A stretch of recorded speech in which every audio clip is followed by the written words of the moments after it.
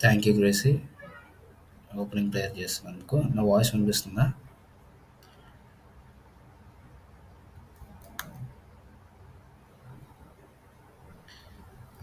Thank you confirm చేసినందుకు. So మనం ఒక్కొక్క లెటర్ మీద బైబిల్ స్టడీ అనేది స్టార్ట్ చేద్దామని అనుకున్నాం. సో ఆ మూలంగా నేను ఫిలిపియన్స్ని చూస్ చేసుకోవడం జరిగింది. ఎందుకంటే apart from the big letter and big letters like కొరింథీలకు కానీ రోమీలకు కానీ ఇలాంటి పెద్ద పెద్ద పత్రికల కన్నా కొంచెం చిన్న వాటితో స్టార్ట్ చేస్తే బాగుంటుందన్న ఉద్దేశంతో అండ్ అలాగే నాకు బాగా కొంచెం బాగా అనిపించే ఆ ఫిలిపియన్స్తో స్టార్ట్ చేద్దాం జరిగింది. నేను ఒక చిన్న ఇంట్రడక్షన్ ఇస్తాను. ఆ తర్వాత we will follow a procedure. First ఫిలిప్పీలకి రాసిన పత్రిక ఏంటంటే ఇది అపోస్తులైన పౌలు గారు రాస్తారు. సో మనకు బాగా సుపరిచితమైన పౌలు గారు రాస్తారు. ఈ యొక్క పత్రిక ఏంటంటే ఒక క్రిస్టియన్కి పైన కనిపించే బాధలు కాకుండా, నేను మళ్ళీ చెప్తున్నాను, ఒక క్రైస్తవునికి పైన కనిపించే బాధలు కాకుండా ఆత్మీయ స్థితిలో ఉండే ఆ యొక్క సఫరింగ్స్ని డైరెక్ట్గా మాట్లాడుతూ ఉంటుంది ఈ పత్రిక. ఎందుకంటే పలుమార్లు ఎన్నిసార్లు చదివినా ఏదో ఒక కోణంలో మనకు అర్థమవుతూనే ఉండే పత్రిక ఫిలిప్పీలకు రాసిన పత్రిక. ఎందుకో తెలియదు కానీ ఒక క్రైస్తవునికి తనకుండే ఆత్మీయ స్థితిలో ఉన్న శ్రమను బట్టి ఉద్దేశించి మాట్లాడుతుంది ఈ పత్రిక. సో ఆ విధంగా మనం ఇందులో కొన్ని చాలా చాలా అంటే చాలా పెద్ద వచనాలు ఉన్నాయి. పెద్ద వచనాలు అంటే చాలా గుర్తుపెట్టుకొని మనం నేర్చుకోవాల్సిన, ధ్యానించాల్సిన వచనాలు ఎన్నో ఉన్నాయి. సో మనం చదువుకుంటూ వెళ్దాం. ఒక్కొక్క అధ్యాయం చదువుకుంటూ వెళ్దాం. దాని తోడు మీకు నచ్చిన వ్యూని అనేది మీరు ఎక్స్ప్లెయిన్ చేద్దురు. సో మొట్టమొదటిగా ఈ ఫిలిప్పీలకు రాసిన పత్రికను మనం ధ్యానించే ముందు మొట్టమొదటి అధ్యాయం నుంచి వద్దాం. ఫస్ట్ ఒక్కొక్క చాప్టర్ వైజ్ ఏమవుతుందంటే, నేను ఫస్ట్ చాప్టర్ మనం ధ్యానించుకునే ముందు ఒకరు తెలుగులోనే చదవగలిగిన వాళ్ళు ఒక్కొక్క వచనము చాలా పద్ధతిగా, నెమ్మదిగా, క్లియర్‌గా చదువుకుంటూ వెళ్ళండి. ఒకసారి తెలుగులో అయిపోయిన తర్వాత మీరు హైలైట్ చేయాలనుకున్న వర్సెస్ కానీ, మీకు బాగా అట్రాక్టివ్‌గా అనిపించిన వర్సెస్ కానీ, లేదంటే మీరు చదువుకొని నలుగురికి చెప్పాలనుకున్న ఆ వర్సెస్ కానీ, మీరు ఆ అధ్యాయం చదివిన తర్వాత మీరు దాని గురించి మాట్లాడుదురు. లాస్ట్‌లో నేను కొంచెం వివరణ ఇస్తాను. దాన్ని బట్టి మనం రెండో అధ్యాయానికి వెళ్దాం. ఈ విధంగా మనం మొత్తం 4ని కంప్లీట్ చేసుకుందాం. మీకు అర్థమైంది అనుకుంటున్నాను. ఫస్ట్‌ది అందరూ ఒకసారి తెలుగులో ఒకళ్ళు క్లియర్‌గా, స్లోగా, పద్ధతిగా తెలుగులో చదువుతారు. అంటే సమయం కుదరక చదవక డైరెక్ట్‌గా స్టడీకి వచ్చిన వాళ్ళకి ఇది యూజ్ అవుతుంది. అట్ ద సేమ్ టైమ్ తర్వాత ఒక్కొక్కరు వాళ్ళ వ్యూస్ చెప్తారు. ఇఫ్ యూ హ్యావ్ ఎనీ, లేదు అనుకుంటే లాస్ట్‌లో నేను కొద్ది వివరణ ఇస్తాను. అలా ముందుకు వెళ్దాం. So I hope you guys understand. I think Anand, నీ దగ్గర తెలుగు బైబిల్ ఉండి నువ్వు రెడీగా ఉన్నావు అనుకుంటున్నాను. సో మొట్టమొదటి అధ్యాయం చాలా క్లియర్‌గా తెలుగులో ఒకసారి చదువు. తెలుగు బైబిల్ ఉందనుకుంటున్నాను నీ దగ్గర.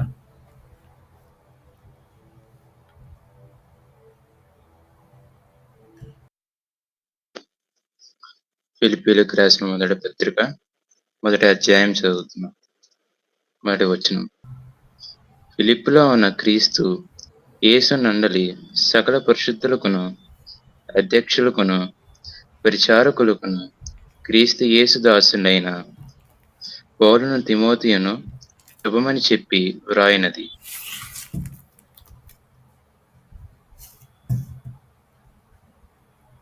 చదువు కంటిన్యూ చేయి. మొత్తం అధ్యాయం అంతా చదువు.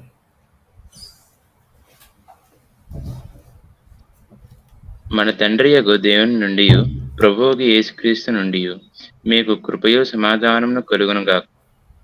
మొదటి దినం నుండి ఇది వరకు సువార్త విషయంలో మీరు నాతో పాలివారై ఉండుట చూచి, మీలో ఈ సత్క్రియను ఆరంభించువాడు యేసుక్రీస్తు దినము వరకు దానిని కొనసాగించునని రూఢిగా నమ్ముచున్నాను. గనుక మీ అందరి నిమిత్తము నేను చేయు ప్రతి ప్రార్థనలో ఎల్లప్పుడూ సంతోషముతో ప్రార్థన చేయుచు, నేను మిమ్మును జ్ఞాపకము చేసుకున్నప్పుడల్లా నా దేవునికి కృతజ్ఞతాస్తుతులు చెల్లించుచున్నాను. నా బంధకములు ఎందును నేను సువార్త పక్షమున వాదించుటయందును, దానిని స్థిరపరచుటయందును మీరందరూ ఈ కృపలో నాతో కూడా పాలివారై ఉన్నారు. గనుక నేను మిమ్మును నా హృదయంలో ఉంచుకొనియున్నాను. ఇందుచేత మిమ్మునందరినీ గూర్చి ఇలాగ భావించుట నాకు ధర్మమే. క్రీస్తు యేసు యొక్క దయార్జటమును బట్టి మీ అందరి మీద నేనెంత అపేక్ష కలిగి ఉన్నానో దేవుడే నాకు సాక్షి. మీరు శ్రేష్టమైన కార్యములను వివేచింపగల వారగుటకు మీ ప్రేమ తెలివితోనూ, సకల విధములైన అనుభవ జ్ఞానముతోనూ కూడినదే. అంతకంతకు అభివృద్ధి పొందవలననియు, ఇందువలన దేవునికి మహిమయు స్తోత్రమును కలుగునట్లు మీరు యేసుక్రీస్తు వలనను నీతి ఫలములతో నిండుకొనిన వారే, క్రీస్తు దినమునకు నిష్కపటములను నిర్దోషులను కావాలననియు ప్రార్థించుచున్నాను. సహోదరులారా, నాకు సంభవించినవి సువార్త మరి ఎక్కువగా ప్రబలమగుటకే సమకూడెనని మీరు గోరుచున్నారు. ఎలాగనక నా బంధకములు క్రీస్తు నిమిత్తమే కలిగినవని ప్రేతోర్యమును సేనలోని వారికందరికిని దక్కిన వారి కందరికిని కష్టమాయెను.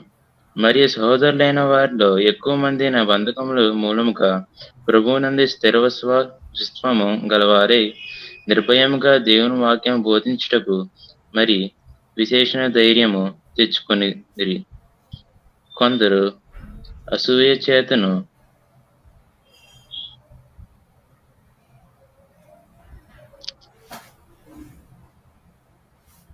నా వాయిస్ క్లారిటీగా వినిపిస్తుంది అందరికి?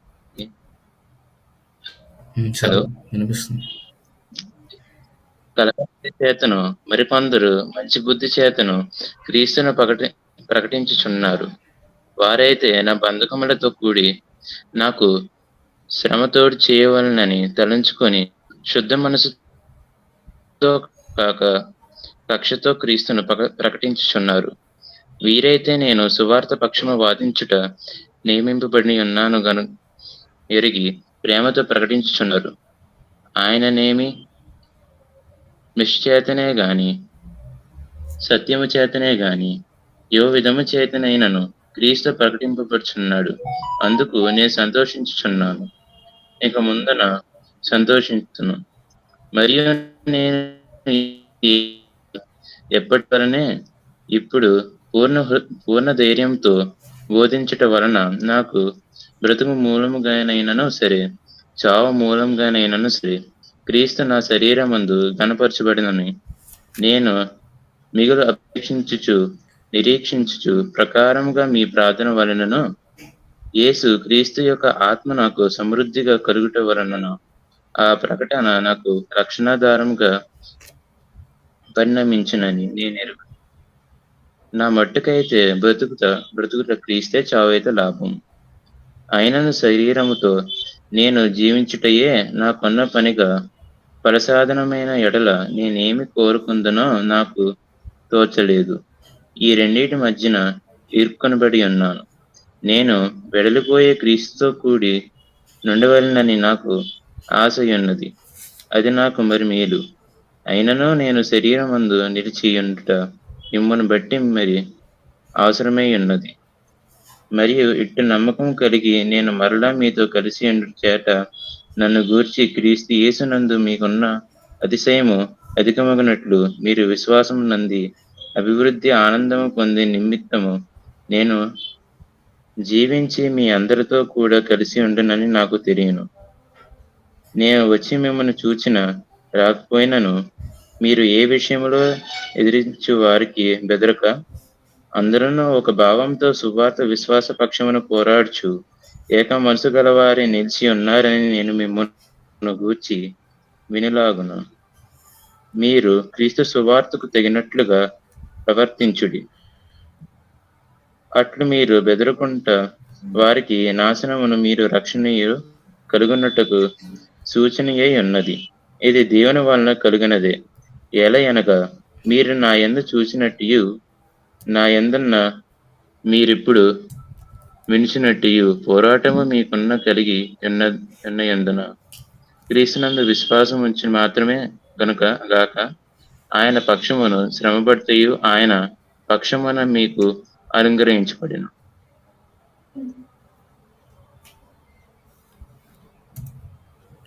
మొదటి అధ్యాయం ఇంతటితో సమాప్తం. Thank you Anand. కొంచెం లేట్ అవుతుంది కదా, అంటే ఒకసారి చదివితే మనకు ఒక క్లారిటీ వస్తుందని చదువుదాం అనుకున్నా. సో నేను ఒక గ్రూప్లో ఒక పీడిఎఫ్ పోస్ట్ చేశాను. సో అది ఇంగ్లీష్లో ఉంటుంది అండ్ ఈజీ ట్రాన్స్లేషన్ అనమాట. అది మీరు ఓపెన్ చేయండి. అండ్ పేజ్ నెంబర్ నేను ఈ మీట్లో పెట్టాను 3930. ఆ పేజ్లో మీకు ఫిలిపియన్ స్టార్ట్ అవుతుంది. చాలా పద్ధతిగా ఈజీగా ఉంటుంది. దాన్ని వీలైతే ఇంగ్లీష్ కోసం రిఫరెన్స్ ఓపెన్ చేసుకోండి.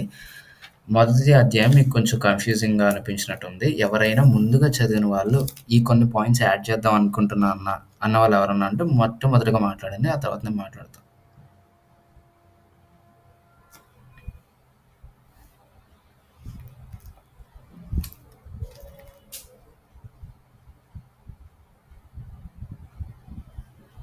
So no one.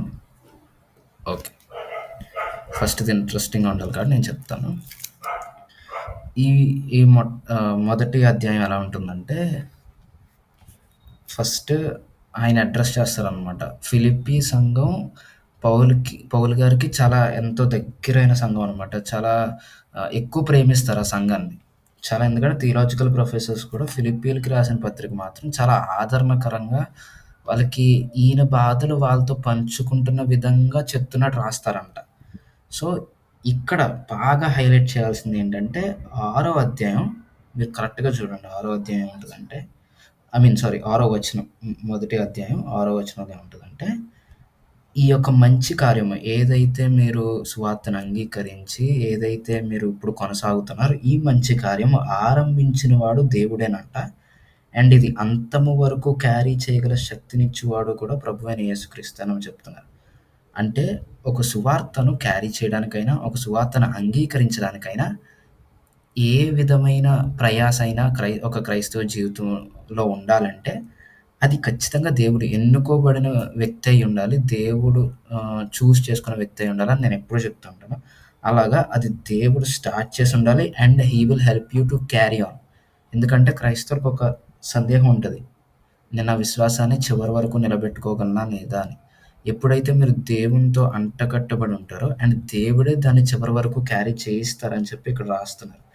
అండ్ ఇంకొక మంచి విషయం ఏంటంటే, 9లో కరెక్ట్‌గా చూస్తే ఆయన ఏం చెప్తారంటే ఒక ముక్కలో, ప్రేమ ఎక్కువ అవుతూ ఉండాలంట.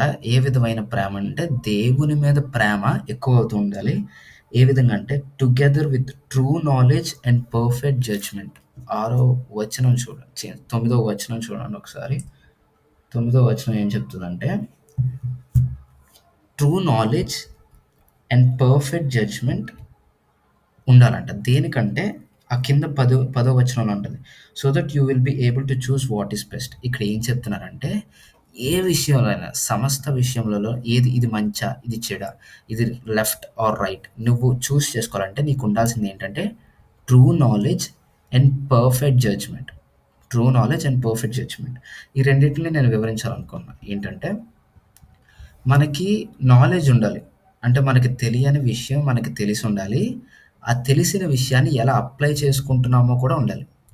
నాలెడ్జ్ అంటే నాలెడ్జ్ మాత్రమే సరిపోదు. విజ్డమ్ కూడా ఉండాలి. అంటే నాలెడ్జ్‌ని ఏ విధంగా అప్లై చేస్తావో అది విజ్డమ్‌లోకొస్తది.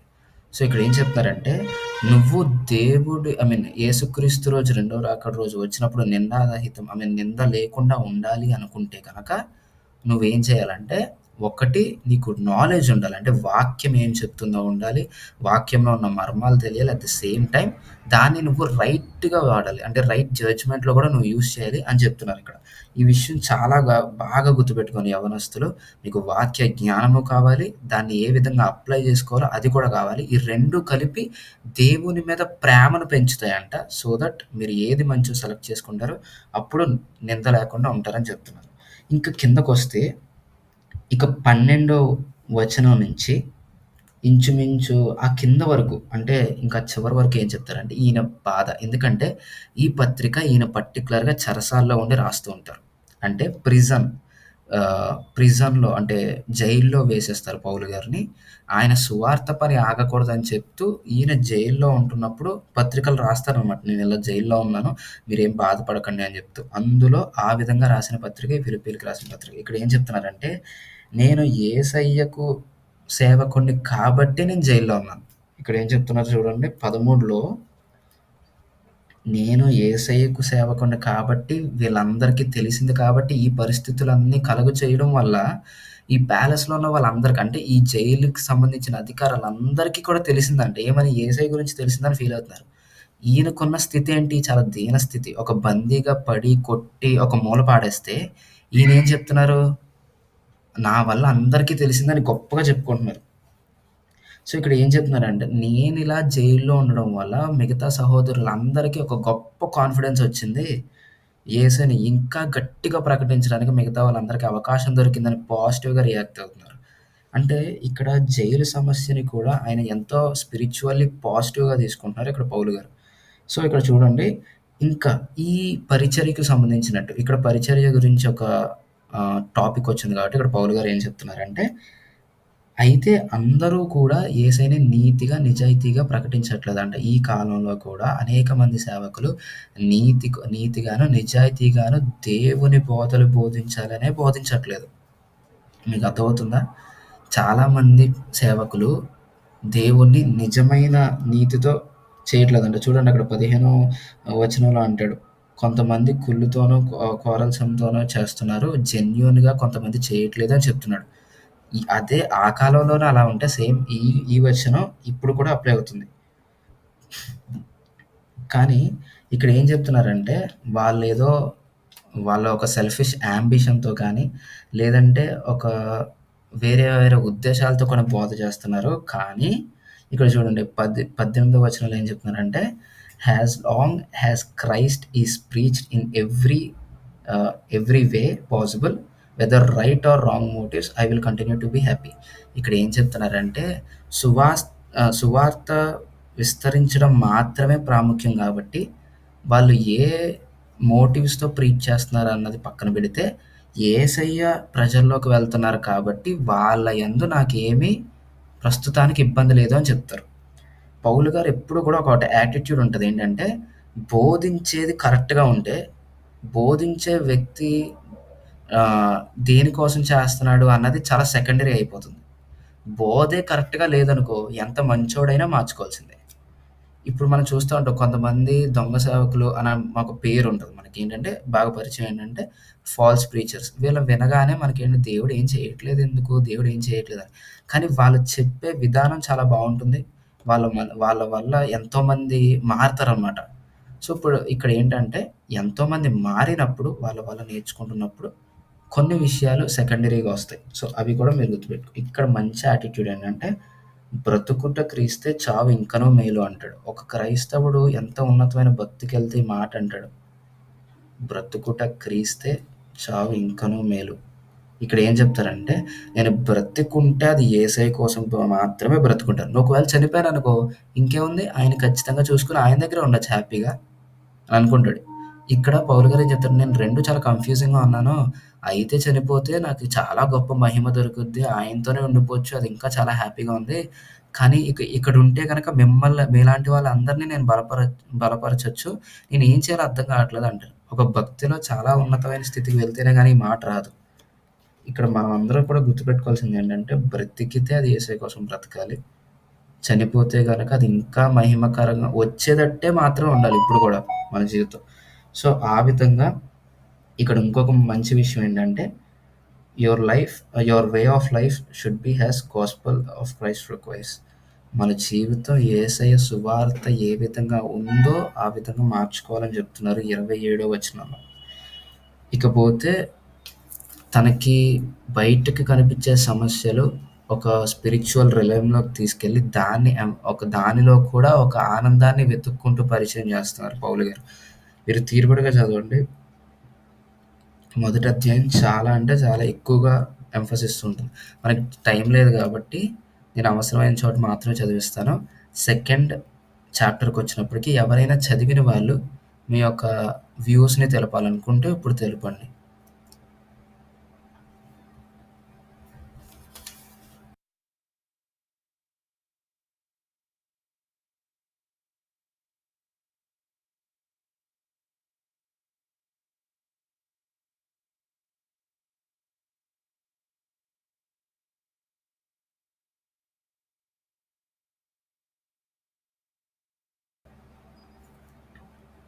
No one? ఓకే. ఫైన్. చూడండి, మొత్తం పత్రికంతా చాలా పూర్తిగా వర్డ్ టు వర్డ్ వివరించడానికి ఇప్పుడు టైం సరిపోదు. కాబట్టి మీరు ఒకటికి 3 సార్లు చదువుకొనొస్తే ఇక్కడ ఓన్లీ ఇంపార్టెంట్ వర్సెస్‌ని డిస్కస్ చేయడానికి అవుతుంది. సో, ఇక్కడ రెండో అధ్యాయంలో ఏం చెప్తారంటే, యేసయ్య యొక్క జీవితం నుంచి హంబుల్‌నెస్ తీసుకొని, దాన్ని స్పిరిచ్యువల్ వరల్డ్‌లో అప్లై చేసి, క్రైస్తవులు దాని నుంచి ఏ విధంగా బతకాలో చెప్తారు. నేను మళ్ళీ రిపీట్ చేస్తున్నాను. యేసయ్య యొక్క జీవితం నుంచి హంబుల్‌నెస్ తీసుకొని, దాన్ని స్పిరిచువాలిటీలో కన్వర్ట్ చేసి, దాన్ని క్రైస్తవులకు ఆపాదించి చెప్తారు ఇక్కడ. ఇక్కడ బాగా గమనించాల్సింది ఏంటంటే, మనకి మొట్టమొదటి వచనంలో, రెండో అధ్యాయం మొట్టమొదటి వచనంలో ఏం చెప్తారంటే, ఆయన ప్రేమ మనల్ని కంఫర్ట్ చేస్తది. అండ్ అలాగే ఆయన ఆత్మ ద్వారా మనకి ఒక ఫెలోషిప్ అనేది ఉంది. మనం చాలామంది గ్రహించేవేంటంటే, దేవుడు మనకి నిజంగానే మనతో ఉన్నాడా లేదా అని అనుకుంటాం గానీ, ఇక్కడ పౌలు గారు ఏం చెప్తున్నారంటే, ప్రతి ఒక్కళ్ళకి ఆయన యొక్క ఆత్మ ద్వారా ఫెలోషిప్ ఉంటుంది. మనం దాన్ని నమ్మాలి. అండ్ ఇంక చూస్తే రెండో వచనం అలా వచ్చినప్పటికి ఇక్కడ ఏం చెప్తున్నారంటే, ఆత్మతోనూ అండ్ అలాగే సోల్ అండ్ మైండ్ 2 కలిపి మనం దాంతో ఏకీభవించి మనం స్థిరత్వంగా ఉండాలని చెప్తున్నారు. ఇక్కడ ఇంకొంచెం కొంత వివరణ ఉంటది. 6-11 లోపల ఏం చెప్తారంటే, యేసయ్యకి ఎప్పుడూ దేవుని యొక్క తత్వం ఆయనలో ఉంది. ఆయన మానవుడిగా వచ్చినప్పటి నుంచి కానీ, ఆయన ప్రతిసారి దేవుని తత్వం కలిగినవాడు. కానీ, ఎప్పుడూ కూడా తండ్రిని హెచ్చించాలని చూసారు తప్ప, తనను తాను హెచ్చించుకోవాలని చూడలేదు. సో, కాబట్టి ఇక్కడ మనం గమనించాల్సింది ఏంటంటే, దాని విధంగా దేవుడు ఎంతో ఘనతనిచ్చాడు. కింద 10 వచనంలో ఏం చెప్తారంటే, యేసుని నామంలో హెవెన్‌లో ఉన్నవాళ్ళు, భూమి మీద ఉన్నవాళ్ళు అండ్ అలాగే భూమి కిందున్న ప్రపంచం వాళ్ళందరూ కూడా ఆయన యందు, ఆయన నామము యందు మోకాళ్ళుంచాలి and they will fall on their knees అని ఉంటది. ఇక్కడ చాలామంది ఏంటంటే, ఒక పాతాళ ప్రస్తావన ఇక్కడ జరుగుతుందనమాట. దాన్ని ఇంకొక విషయంగా వివరించుకుందాం. రెండో అధ్యాయంలో మనం గమనించాల్సింది ఏంటంటే, చూడండి, పీడిఎఫ్‌లో మీరు కరెక్ట్‌గా చూడండి. 12వ వచనంలో ఏముంటదంటే, నేను మీతో ఉన్నప్పుడు ఏ విధంగా అయితే నా మాటలు విన్నారో, నేను మీతో లేనప్పుడు కూడా అదే విధంగా వినండి. Keep on working with fear and trembling to complete your salvation. ఎప్పుడూ దేవుడంటే ఒక భయం ఉండాలి. ఒక భక్తి అనేది ఉండాలి. సో, మీరేం చేయాలంటే, మీ సాల్వేషన్‌ని కంప్లీట్ చేసుకునడానికి ఎప్పుడూ ఒకానొక కోణంలో కొంచెం భయం ఉండాలి. అండ్ ఆ భయం ద్వారా మీరెప్పుడూ ఆ తృష్ణ కలిగి ఉండాలి అని చెప్తున్నారు. ఎందుకంటే, దేవుడు ఎప్పుడు God is always at work in you to make you willing and able to obey his own purpose. దేవుడు ఎప్పుడు ట్రై చేస్తూ ఉంటాడంట మనల్ని ఆయన యొక్క పర్పస్‌ని ఒబే చేయడానికి, లేదంటే ఆయన యొక్క చిత్తాన్ని ఒబే చేయడానికి ఎప్పుడూ ఆయన ప్రయత్నిస్తూనే ఉంటాడంట. మనకి ఆత్మ ద్వారా మనకెప్పుడూ బోధ చేస్తూ ఉంటారు. కాబట్టి ఈ విషయంపై మీరేం చేయాలంటే, ఎవ్రీథింగ్ ఆర్గ్యుమెంట్ లేకుండా చేయండి. అట్ ద సేమ్ టైమ్ ఈ వరల్డ్ ఆఫ్ కరప్ట్‌నెస్ అంటే ఈ పాపపు మనుషుల మధ్యలో మీరెలా ఉండాలంటే, ఒక వెలిగే నక్షత్రములుగా ఉండాలంట. ఎందుకంటే, మీరు ఈ సువార్త అందించేటప్పుడు మీ జీవితం ఒక నక్షత్రంగా వెలగాలి. ఒకరిని తీసుకొచ్చి ఏదో విషయంగా మీరు సువార్త చెప్పినా వాడు వినడు. లేదంటే బాబు ఇలా నమ్మేసుకో, ఇలా నమ్ముకో అని చెప్తే అది ఎప్పటికీ అవ్వదు. ఎప్పుడవుతదో తెలుసా? మీ జీవితమే ఒక నక్షత్రముగా మెరుస్తున్నప్పుడు ఆ వెలుగు చూసి రావాలి ఎవరైనా మిమ్మల్ని చూసినప్పుడు. ఎందుకంటే ఇక్కడ ఒక క్లియర్‌గా చెప్తున్నా చూడండి. 16వ వచనంలో ఏం చెప్తారంటే, మీరు జీవవాక్యము లేదంటే ఈ మెసేజ్‌ని మీరు అందించేటప్పుడు మీరు ఒక నక్షత్రము వలె వెలగాలి.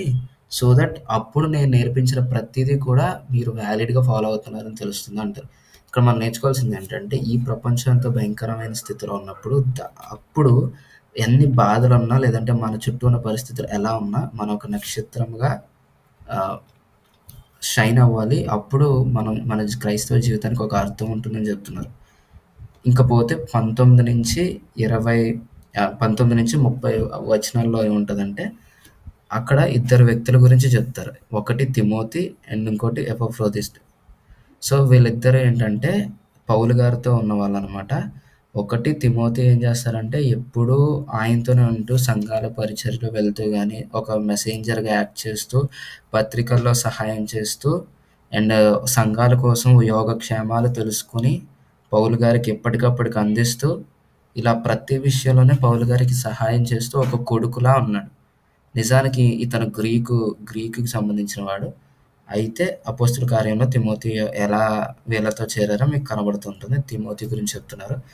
అట్ ద సేమ్ టైమ్ ఇక్కడ ఇంకొక వ్యక్తి గురించి చెప్తున్నారు. ఇక్కడ కూడా ఈయనకి చాలా యాంగ్షియస్‌గా ఉన్నారంట. దేవుని పనంటే ఆల్మోస్ట్ ఆల్ చనిపోయే స్థితిలోకి వెళ్ళినప్పుడు తిరిగి మళ్ళీ దేవుని పని కోసం వచ్చి, దేవుడు అతన్ని వాడుకొని నిలవబెట్టి ఇక్కడ ఈ సంఘానికి అంటే ఫిలిప్పీల సంఘానికి మొట్టమొదటిగా ఈయన్ని పంపిస్తున్నట్టుగా పౌలు గారికి ప్రస్తావిస్తున్నారు.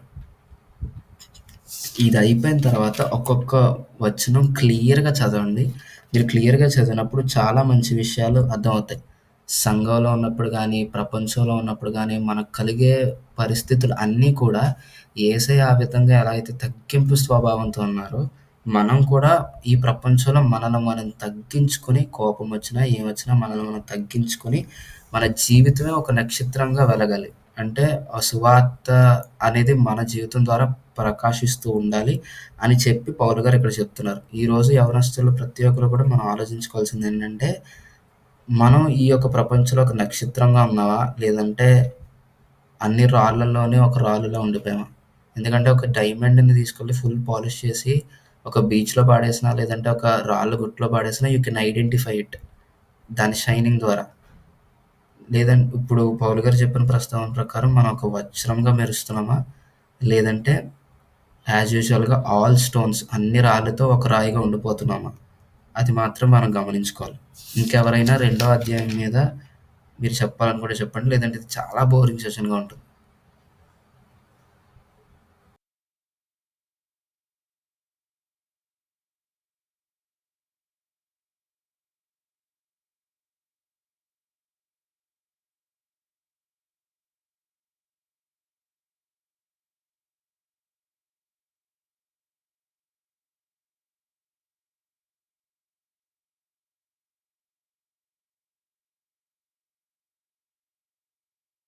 Anyone doesn't have anything to add for second chapter. We will move on to the third.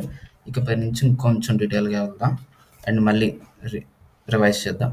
So third chapter దేని గురించి ఉందంటే నిజమైన నీతి గురించి. అంటే ఒక క్రైస్తవునికి దేని మీద విశ్వాసం ఉండాలి, లైక్ ఏ విధమైన ఐడియాలజీ ఉండాలి. ఈ 4 అంటే ఫస్ట్ 2 ఏంటంటే ఈ యొక్క పరిస్థితులను బట్టి క్రైస్తవునికి ఉండాల్సిన యాటిట్యూడ్ అండ్ వీటిని దాటుకొని వచ్చాక ఒక క్రైస్తవునికి ఉండాల్సిన నిజమైన యాటిట్యూడ్ ఏంటో ఇక్కడ చెప్తారనమాట. నిజమైన నీతి లేదంటే రైచియస్‌నెస్‌ని పరిచయం చేస్తూ ముందుకు తీసుకువెళ్తారు పౌలు గారు. సో ఆ విధంగా ఫస్ట్ మీకు అవకాశం ఇస్తున్నాను. David will add some words to it. Press lord everyone. Actually బయట డిస్టర్బెన్స్ వస్తుంది, నాకు చెప్పండి. టైం కూడా అంత లేదు కాబట్టి ఒక క్విక్ రివ్యూ ఇస్తాను. పైన చెప్తాను అనమాట. సో చాప్టర్ 3 మెయిన్ గోల్ ఏంటంటే రవికాంత్ కూడా చెప్పినట్టు it's about pressing towards the goal. మన మెయిన్ గోల్ ఏంటి, హైయెస్ట్ గోల్ మనం ఏం పెట్టుకోవాలంటే క్రైస్ట్ ని ఫాలో అవ్వడం, క్రైస్ట్ ని ఎర్న్ చేసుకోవడం మన జీవితంలో. ఏదో ఒక హ్యూమన్ అచీవ్మెంట్స్ కానీ రిలీజియస్ రిచువల్స్ ఇవన్నీ పక్కన పెట్టేస్తే మన మెయిన్ గోల్ ఇస్ క్రైస్ట్. ఎక్కువ ఆయన కోసం తెలుసుకోవడం, ఆయన ఫాలో అవడం. మనం ఏమనుకుంటాం అంటే లైక్ అందరూ ఏంటంటే ఏదైనా పాపం చేసినా మనం ఇలాగా దేవుని ఒక 40 days లేదంటే కొన్ని రోజులు ఉండి మనం ఫాస్టింగ్ ఉంటాం. లైక్ ఫాస్టింగ్ అనేది ఇక్కడ పాయింట్ కాదు. మనం దేవుడు కూడా మన పాప క్షమాపణ మనం ఓకే ఫర్గివ్ చేస్తారు, నేను కాదంటలేదు. కానీ ఇక్కడ లైక్ పౌల్ కూడా ఏం చెప్తున్నారంటే 3rd చాప్టర్ లో ఉంటది, ఒకసారి చెప్తాను, అది వర్స్ చెప్తాను. లైక్ ఏంటంటే క్రైస్ట్ ని ఫాలో అయ్యి ఆయన యొక్క మనకి ఏమైతే చెప్తారో అవన్నీ విని ఆయన మార్గంలో ఉంటే ఇట్స్ ఎనఫ్. మన పాస్ట్ ని మొత్తం అంతా పక్కన పెట్టేసి, లైక్ పౌల్ కూడా మీకు తెలుసు ఆయన ఎలా ఉండేవారు పాస్ట్ లో, అంతా పక్కన పెట్టేసి మెయిన్ గా మనం ఆయన ఫాలో అనేది మెయిన్ అన్నమాట. ఈ 3rd చాప్టర్ లో లైక్ 1 and 3 వర్సెస్ లో కూడా మనందరినీ పౌల్ గారు వార్న్ చేస్తారు. లైక్ ఇది సర్కంసెషన్ కోసం కానీ లా కీపింగ్ కోసం కానీ వార్న్ చేస్తారు అనమాట. మెయిన్ బిలీవర్స్, ట్రూ బిలీవర్స్ ఏంటంటే లైక్ మనం స్పిరిట్ ని వర్షిప్ చేస్తూ క్రైస్ట్ ని గ్లోరిఫై చేస్తూ మన శరీరంలో మనం ఏంటంటే శరీరాశలన్నిటిని పక్కన పెట్టేసి వీటి మీద ఫోకస్ చేస్తే మనం నిత్య రాజ్యంలోకి వెళ్ళేది అనేది మెయిన్ లైక్ 1 and 3 వర్సెస్ లో ఉంటది అనమాట. Moving on to like 4th verse చూసుకుంటే రిలీజియస్ క్రెడెన్షియల్స్ లైక్ ఆయన నేను హిబ్రూని లైక్ ఫారసీ లాలో బ్లేమ్లెస్ నేను ఇవన్నీ ఆయన చెప్పుకొస్తారు. ఈ క్రైస్ట్ కోసం ఆయన తెలుసుకుంటే ఆయన కంపేర్ చేసుకున్నమాట, ఆయన లాసెస్ అన్ని లెక్కేసుకుంటారు ఆయన ఏం చేసాం అనేది. లైక్ మెయిన్ గోల్ ఏంటంటే క్రైస్ట్ ని గెయిన్ చేసుకోవడం మన జీవితాల్లో, ఆయన్ని వెతకడం. మన లైక్ మనం ఏంటంటే మనం చేసిన తప్పుల్లో ఆ తప్పులే మనం పట్టుకొని అలాడటమే తప్ప ఆయన్ని వెతకడం, ఆయన ఫాలో అవడం అనేది మనం మర్చిపోతాం ఈ చేసిన దాంట్లో. లైక్ ఈ 4th నుంచి 11th వర్స్ లో మెయిన్ థింగ్ అదే ఉంటది. ఆయన రిజరక్షన్ ఒక పవర్ కోసం తెలుసుకోవాలి, ఆయన సఫరింగ్స్ కోసం తెలుసుకోవాలి, ఆయన ఫెలోషిప్ లో ఉన్న ఆయన డిసాబుల్స్ ఎంత సఫరింగ్స్ లోకి వెళ్ళారో తెలుసుకోవడం అనేది మెయిన్ థింగ్. మనం ఎన్ని వదిలేసి మన పాపాలని పట్టుకొని మన పాస్ట్ ని పట్టుకొని లేదంటే మన రిలీజియస్ స్టాటస్ ని పట్టుకొని ఎలాడతాం అనమాట. ఓకే, నెక్స్ట్ ఏంటంటే 12th వర్స్ ని చూసుకుంటే ఆయన చెప్తారు పౌల్ గారు ఏంటి, నేను ఇంకా పర్ఫెక్షన్ కాదు, ఇంకా పర్ఫెక్ట్ గా నేను ఇంకా దేవుని కోసం తెలుసుకోవాలి. నేను లైక్ అక్కడ ఒక వర్స్ ఉంటుంది ఏంటంటే forgetting what is behind and straining toward what is head. పాతవన్నీ ఏవైతే మనం చేసామో, మన పాపాలు ఏవైతే ఉన్నాయో అవన్నీ వెనకాల వదిలేసుకుని ముందు రాబోతున్న దినాల కోసం దేవుని సువార్తను మనం ఎలాగా అందరికి తెలియజేయాలి, లేదంటే ఆయన యొక్క రిఫ్లెక్షన్ లో మనం ఎలా ఉండాలనేది మెయిన్ థింగ్. లైక్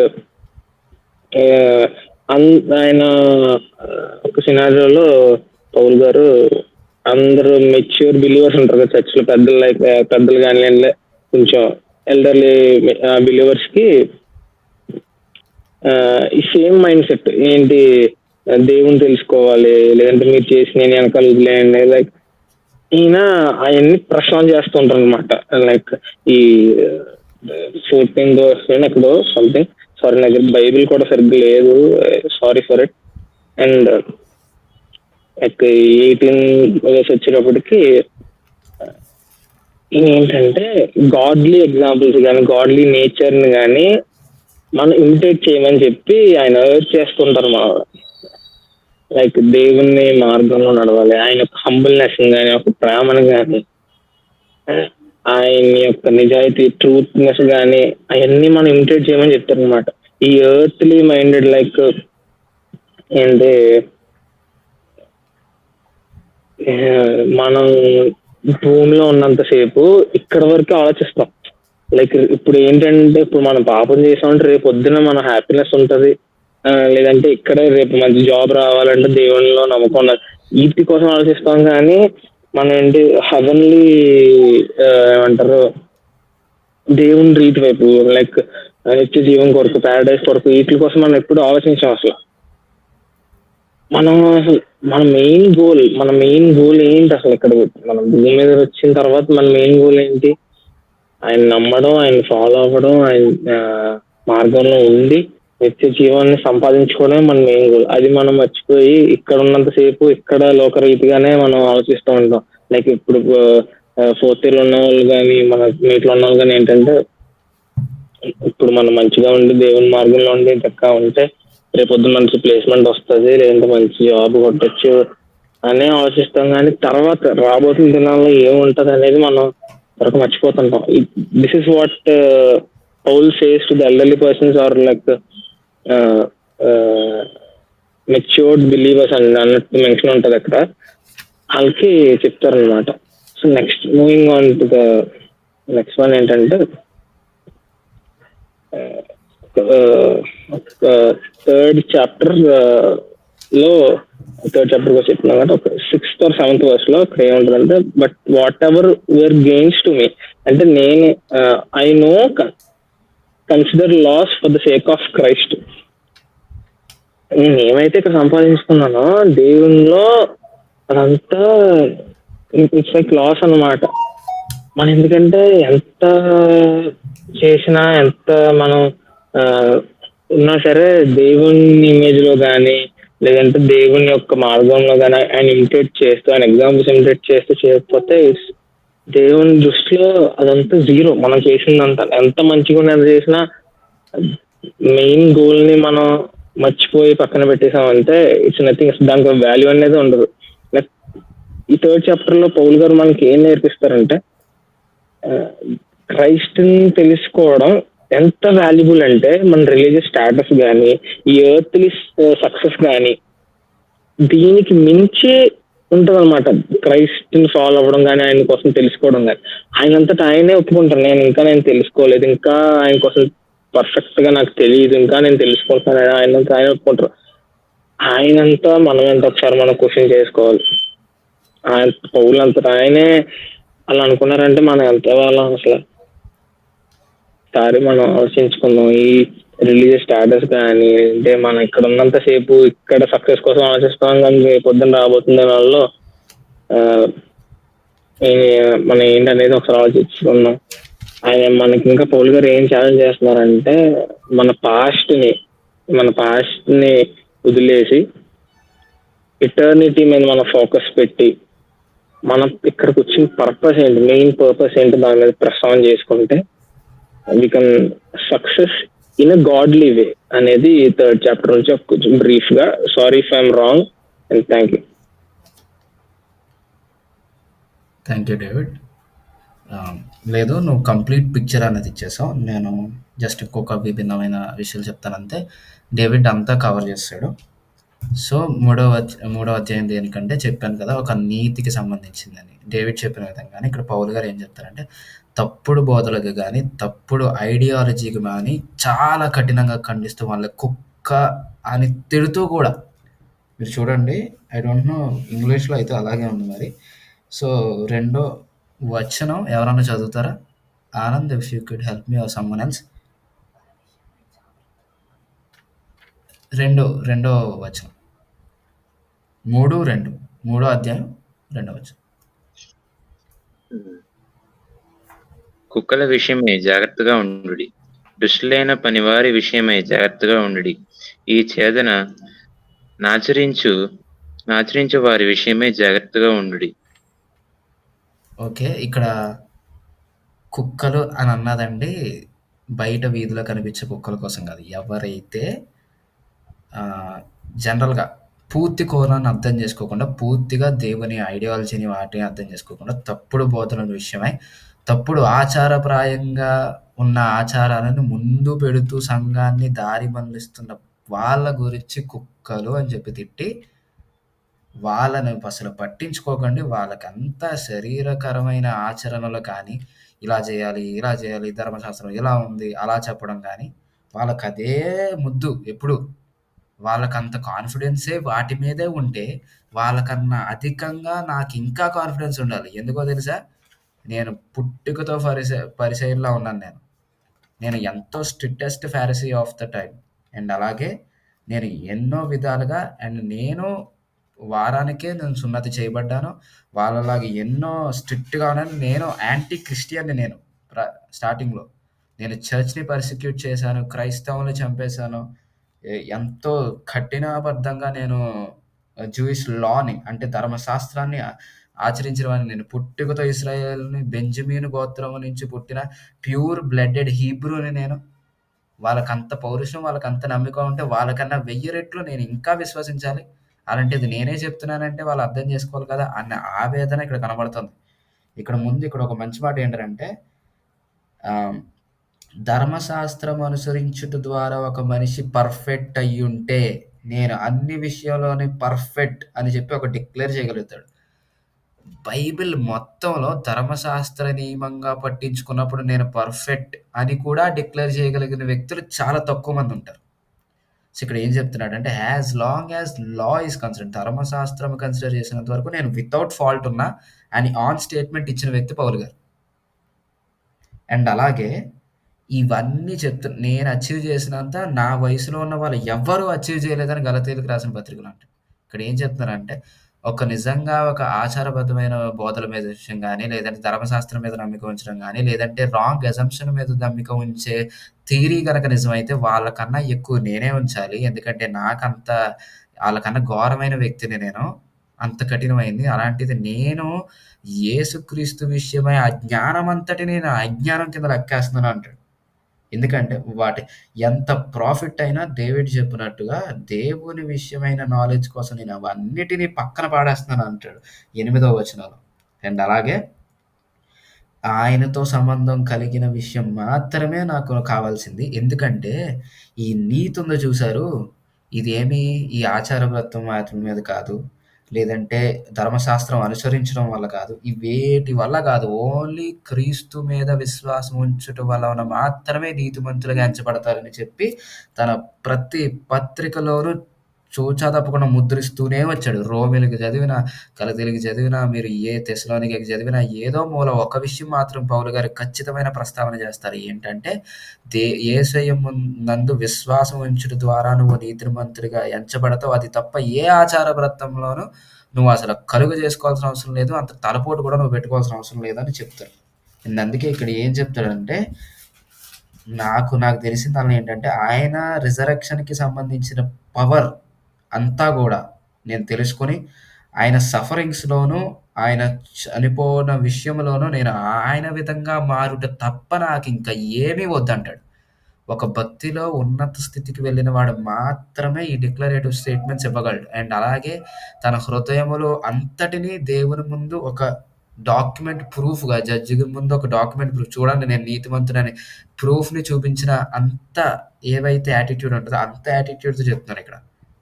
ఇప్పుడు మనకేమనిపిస్తదంటే ఒకానొక రకంగా కొంతమందికి హైప్ అన్నట్టు అనిపిస్తది. కొంతమందికేంటంటే పౌలు గారితో పోల్చుకుంటే నాకంత సీన్ లేదు కదా! అని నిరాశ చెందుతారు. సో, ఇక్కడ ఆయన అందుకే 12వ వచనం నుంచి డేవిడ్ మొత్తం కరెక్ట్‌గా చెప్పాడు. దాని గురించి ఏమంటారంటే కొంతమంది మన స్థితిని చూస్తాం. ఇప్పుడు చూడండి ఒక పాపిని పాపి అని వదిలేసామనుకోండి ఎవరు మారుస్తారు? యెషయా ప్రవక్త ఒక ప్రస్తావన చేస్తారనమాట. దేవుడు ఏం చెప్తాడంటే పాపుల దగ్గరికెళ్ళంట నువ్వు పాపివి అని చెప్పేసి ఆడిని వదిలేసావనుకో నువ్వు లెక్కల్లోకొస్తావంట. అంటే నీకు అవకాశం ఉన్నప్పుడు నువ్వెందుకు చెప్పలేదు అని చెప్పి నిన్ను లెక్క అడుగుతాడంట దేవుడు. అదే గనక ఒక పాపి దగ్గరికెళ్ళి నువ్వు వాడిని మార్చే ప్రయత్నం చేసి వాడు గనక మారలేదనుకో నువ్వు లెక్కలోకి రావంట. ఈ వచనం కొంచెం భయపడాల్సిన వచనం. ఎందుకంటే ఒక పాపిని పాపి అని ఎప్పుడూ మనం క్రైస్తవులుగా వదిలేయకూడదు. అట్టి రీతిలో మన జీవితంలో కూడా దేవుడు చెప్పినట్టు ఒక పాస్ట్ ఉంటది భయంకరంగా. లేదంటే మనకు ప్రెజెంట్ ఉంటది. మనకు ఒక పాస్ట్ ఉంటది. ఒక ప్రెజెంట్ ఉంటది. ఏంటంటే మనం రెండిట్లో అందులో కానీ, ఇందులో కానీ చాలా లో అయిపోతాం. ఐదర్ పాస్ట్‌లో ఏంటంటే నేను చాలా భయంకరమైన స్థితిలో ఉండి బయటకొచ్చిన వాళ్ళుంటారు. లేదంటే ఇప్పుడు మళ్ళీ తిరిగి కంటిన్యూ అవుతున్నప్పుడు కూడా మళ్ళీ ఒక్కొక్కసారి పడిపోతూ ఉన్నట్టు ఉంటారు కొంతమంది. సో, ఏంటంటే నేను 2, 3 విధాలుగా కొంతమందిని ఎడ్యుకేట్ చేస్తుంది కూడా అదే మ్యాటర్ మీద. ఎందుకంటే ఒకసారి నువ్వు తప్పిపోయినప్పుడు అదే దిగుల్లో ఉంచాలని నిన్ను సాతాను ప్రయత్నిస్తూనే ఉంటుంది. కానీ ఇక్కడ పౌలు గారు ఏం చెప్తున్నారో తెలుసా? I do not claim that I have already been succeed or I have already become perfect. David ఒక మంచి వాక్యం చెప్పాడు. పౌలు గారే పర్ఫెక్ట్ కాదంటే మనం ఎంతమంది అని చెప్పి. సో, ఇక్కడ ఏం చెప్తున్నారు? I keep striving to win the prize. నేనేమి పర్ఫెక్ట్ కాదు. ఇంకా నేను ప్రయత్నిస్తూనే ఉంటున్నాను అన్నాడు. ఆల్రెడీ తన గతాన్ని విడిచిపెట్టి యేసయ్య తన సేవలో వాడుకుంటున్న పౌలు గారు నేను ఇంకా పర్ఫెక్ట్ కాదన్న స్టేట్మెంట్ యూజ్ చేస్తే, అండ్ అలాగే చూడండి of course my brothers I really do not think I have been already won it. ఇంకా నేను అచీవ్ చేసేసానని అనుకోనురా బాబు. నేను ఏం చేస్తాను తెలుసా? How ever is to forget what is behind me. నా వెనక ఏముందో అది వదిలేసి and do my best to reach what is hurt. నా ముందు ఏముందో దానికి నేను పరిగెట్టాను. డేవిడ్ ఆల్రెడీ చెప్పేశాడు. నేను ఒక చిన్న సాక్ష్యం ఇస్తాను. ఏమందంటే నాకు ఒక ఫ్రెండ్ తెలుసు. ఎన్నిసార్లు చెప్పారు. సాధారణంగా ఒక పాపపు స్థితిలోంచి వచ్చిన వారు కాదు. అంటే ఉండొచ్చు కానీ మరి అంత ఘోరమైన విషయం ఏం కాదు. వాళ్ళు చాలా మంచివాళ్ళు. కానీ రోజు బైబిల్ చదువుకోవడానికి టైం కాలేజ్‌కి వెళ్ళడం, ఆ విధంగా టైం గ్యాప్ వస్తూ నేను రోజు బైబిల్ చదువుకోలేకపోతున్నాను అన్న ఉద్దేశంలో తమలో తమరు కుమిలిపోతూ అది పాపంగా ఎంచుకొని గ్యాప్ వచ్చేసింది వాళ్ళకి. అంటే ఏదో పెద్ద తప్పు చేసి గిల్ట్‌తో కాదు. ప్రతిసారి దేవునికి ఇవ్వాల్సిన సమయం ఇవ్వలేకపోతున్నాను అన్న గిల్ట్‌తో గ్యాప్ బిల్డ్ చేసుకొని ఆ గిల్ట్‌తో క్యారీ ఫార్వర్డ్ అవుతుంది. నేను కొన్ని మంత్స్‌గా ప్రయత్నించాను. బైబిల్ చదువుకోండి, బైబిల్ చదువుకోండి, బైబిల్ చదువుకోండి అని. చదువుకుంటా అన్నారు గానీ అవ్వలేదు. కానీ ఒకరోజు చాలా డల్‌గా ఉంటున్నప్పుడు, నేను కూడా స్పిరిచువల్లీ చాలా డల్‌గా ఉంటున్నప్పుడు నేను ఈ వాక్యం చదువుకున్నాను. ఏం చెప్తున్నానంటే పౌలు గారు నేను పర్ఫెక్ట్ కాదు. What is behind leave it. What is ahead go for it అని. నేను ఇదే వాక్యం తీసుకెళ్ళి చెప్పాను. ఇది నా కోసం కాదు, మీ కోసం చెప్తున్నారు. పౌలు గారే పర్ఫెక్ట్ కాదన్నప్పుడు మనం ఎవ్వరం కాదు. సో, మీరు ఇప్పుడు వరకు ఏం చేశారన్నది పక్కన పెట్టి, ఆయన యందు నిజంగా సిట్యుయేషన్ అంతా ఎక్స్‌ప్లెయిన్ చేసి యేసయ్యకి ముందున్న దానికి పరిగెత్తు, ఇక పైనుంచి చదువుకో అని చెప్పినప్పుడు, ఆ రోజు నుంచి ఆహ్, ఏదో బెటర్‌మెంట్‌గా దేవుడు వాళ్ళతో ఎక్కువగా మాట్లాడుతున్నట్టు వాళ్ళు ఫీల్ అయ్యి, వాళ్ళు బైబిల్‌ని చదవడం మొదలుపెట్టారు. నాకప్పుడు అనిపించింది. నేను కొన్ని నెలలుగా ప్రయత్నించి ఓడిపోయింది. ఒక్క వచనం ద్వారా దేవుడు సాధ్యం చేసుకున్నాడు. నేను ఎప్పుడూ ఒక మోటివేషన్ చాలామందికి నేను మోటివేషన్ ఇచ్చేవాడిగా కనబడుతుంటాను. నేను ఎంతమందికి మోటివేషన్ కొన్ని మంత్స్‌గా నేను మోటివేషన్ ఇస్తే అవ్వలేనిది, దేవుడు ఒక్క వచనాన్ని చూపించుకొని నిరూపించుకున్నాడు. కాబట్టి చాలామంది క్రైస్తవులు ఈరోజు పాస్ట్‌ని గుర్తుపెట్టుకొని ముందుకు వెళ్ళలేకపోతున్నారు. వాళ్ళకి ఈరోజు దేవుడు ఏం చెప్తున్నాడంటే, మీ వెనక్కున్నది వదిలేసి ముందుకు వెళ్ళండి. అంతేకానీ పొరపాటున కూడా మీరు మీ పాస్ట్‌లో ఉన్న దాన్ని చూసి, మీ శరీర క్రియలే గనక మీరు మీ దేవుళ్ళుగా చేసుకుంటే మాత్రం నిత్య నరకానికి వెళ్తున్నారు అని చెప్పి, మళ్ళీ లాస్ట్‌లో ఒక మంచి స్ట్రాంగ్ వార్నింగ్ ఇస్తారు. చూడండి మీరు 3 అధ్యాయం 19వ వచనంలో చూస్తే ఏం చెప్తారంటే వాళ్ళు ఏవైతే వాళ్ళు అషేమ్డ్‌గా ఫీల్ అవ్వాలో, వాళ్ళే దాని యందు అతిశయోక్తి పడుతున్నారంట. అండ్ అలాగే వాళ్ళ శరీర ఆచారములు లేదంటే ఆశలే వాళ్ళకి దేవుళ్ళుగా సర్వ్ చేస్తున్నాయి కాబట్టి, వాళ్ళు ఎప్పుడూ గూడా నిత్య నరకానికి పాత్రులవుతారని చెప్తున్నారు. స్పిరిచువల్లీ మెచ్యూర్డ్ ఉన్న వాళ్ళు ఏం ఆలోచించాలంటే, నా దేవుడు నాకు అత్యంత సన్నిహితుడు. కాబట్టి పొరపాటున నేను విశ్వాసం కోల్పోయినా ఆయన నన్ను దగ్గర తీసుకోగలిగిన ఉత్తమమైన స్నేహితుడు అని చెప్పి, ఆయనతో దగ్గరగా వెళ్తూ మీ వెనకున్న దాన్ని వదిలేసి ముందుకు వెళ్ళాలి అని చెప్తూ, ఇది స్పిరిచువల్లీ మెచ్యూర్డ్ ఉన్న వాళ్ళ యొక్క స్థితి యాటిట్యూడ్ అని చెప్పి 15వ వచనంలో చెప్తున్నారు. ఇదంతా ఏంటంటే యేసయ్యని ఏ విధంగా మన దృష్టి ఉంచాలి, మన జీవితంలో మన ఫెయిత్ ఎక్కడ ఆగిపోయినా లేదంటే ఎక్కడి నుంచి వచ్చినా గానీ అవి పక్కన పెట్టి ముందుకు మాత్రమే మన కాన్సంట్రేషన్ ఉంచాలి. ఇదే నిజమైన నీతి, ఇదే నిజమైన విశ్వాసం అని చెప్పి 3వ అధ్యాయం మనకు కనబడుతుంది. 3వ అధ్యాయం ఈ గేమ్ చేంజర్ ఆఫ్ ఫిలిపియన్స్ మొత్తం పత్రికనంతరిని ఒక విభిన్నమైన కనెక్షన్‌లోకి తీసుకొచ్చేస్తది ఈ 3వ అధ్యాయం. ఇకపోతే 4లో పెద్దగా పౌలు గారు బాగా చెప్పాల్సినవి ఏమి ఉండవండి. ఎవరైనా మీరు 4వ అధ్యాయం తెలుసు, నేనేమైనా పాయింట్స్ యాడ్ చేస్తాననుకుంటే ఫస్ట్ మీరు చేయండి. తర్వాత నేను మాట్లాడతాను.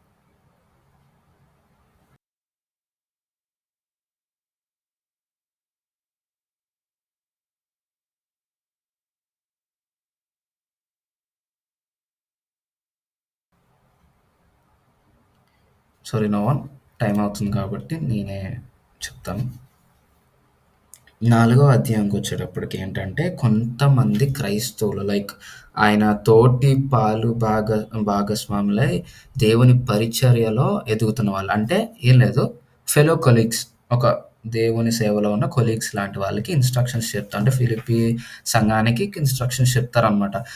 అయ్యా మీరు ఇలా ఉండండి, అలా ఉండండి. ప్రతి పత్రికలోనూ అంతే కదా, స్టార్టింగ్ మనకి ఒక సబ్జెక్ట్ చెప్తాము. అండ్ లాస్ట్‌లో థాంకింగ్ యూ యువర్స్ ఫెయిత్‌ఫుల్లీ అని చెప్పి ఎవరికైతే రాస్తున్నామో వాళ్ళకి మనం అడ్రెస్ చేస్తాం. సో, ఆ విధంగా కూడా ఈయన ఏం చెప్తున్నారంటే కొంతమంది మంచి మంచి వ్యక్తుల పేర్లను ఇక్కడ మెన్షన్ చేస్తూ అదంతా వివరించే సమయం లేదు.